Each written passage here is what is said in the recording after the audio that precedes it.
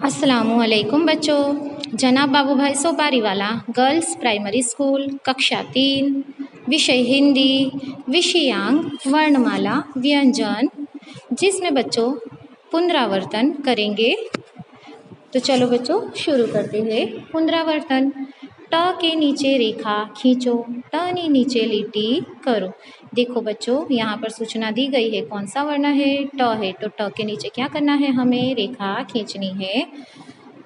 चलो शब्द पढ़ते हैं। पहला शब्द क्या है? बटन। क्या है? बटन। ट के नीचे क्या किया है? रेखा खींची है, बटन। बराबर। ट के नीचे रेखा इस तरह से हमें खींचनी है। दूसरा शब्द है पटरी। पटरी में ट जहाँ पर आता है उसके नीचे हमें रेखा खींचनी है। ईंट। ईंट में ट दूसरा वर्ण है, यहाँ पर दूसरा वर्ण क्या है? ट है। तो यहाँ पर हमें कहाँ रेखा खींचनी है? ट के नीचे रेखा खींचनी है। टमाटर। बच्चों यहाँ पर देखो, हमने आगे भी पढ़ा था कि टमाटर, टमाटर में कितने बार है? ट 2 बार है। तो हमें दोनों ट के नीचे रेखा खींचनी है। जैसे कि ट यहाँ पर है और तीसरा वर्ण जो है वो भी ट है। तो टमाटर ट जहाँ पर आएगा वहाँ पर हमें उसके नीचे रेखा खींचनी है। टमटम में देखो बच्चों, टमटम में भी 2 बार ट आता है, तो हमें ट के नीचे रेखा खींचनी है। फिर टहनी। टहनी में भी ट देख लीजिए कहाँ पर आया है, पहला ही वर्ण ट है, तो हमें ट के नीचे रेखा खींचनी है। आगे देखेंगे। ठ के नीचे रेखा खींचो। तो देखो बच्चों, ठ गुजराती में सूचना दी है, ठ ने नीचे लिटी करो। पहला शब्द है मठ। मठ में ठ यहाँ पर दिया है, दूसरा ही वर्ण ठ है, तो हमें क्या करना है? उसके नीचे रेखा करनी है। उठ। उठ में ठ के नीचे रेखा यहाँ पर हमें करनी है। ठहर। ठहर में पहला ही शब्द ठ है, सॉरी पहला ही वर्ण ठ है, तो हमें ठ के नीचे रेखा खींचनी है। पाठक।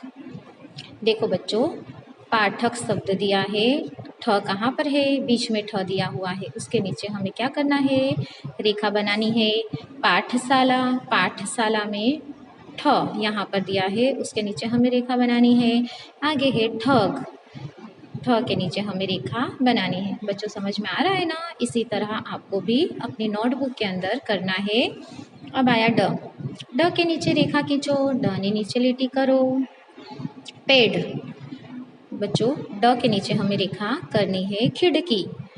यहाँ पर भी बीच में ड दिया है, तो उसके नीचे हमें रेखा खींचनी है। लड़का। ड के नीचे रेखा खींचनी है।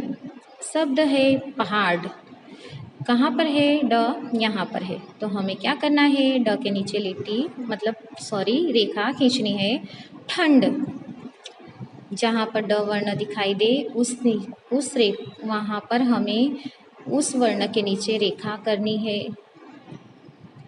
अब देखो शब्द है डरना। पहला ही वर्ण ड है, तो कहाँ पर हमने किया है? यहाँ पर इसके नीचे हमने रेखा खींची है। इसी तरह से आपको भी करना है। आगे आया ढ। ढ के नीचे रेखा खींचो, ढ ने नीचे लिटी करो। ढकना। ढ कहाँ पर है? यहाँ पर है, तो उसके नीचे हमें रेखा खींचनी है। मेंढक। बीच में ढ दिया है, तो उसके नीचे रेखा खींचनी है। बढ़ई।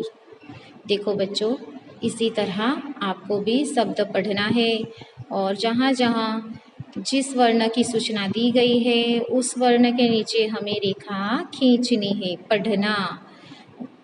कौन सा शब्द है? पढ़ना। ढ के नीचे हमें रेखा खींचनी है। अषाढ़। कहाँ पर है? आखिरी वर्ण जो है वो ढ है, इसके नीचे हमें रेखा खींचनी है। आगे है ठमठम। क्या है?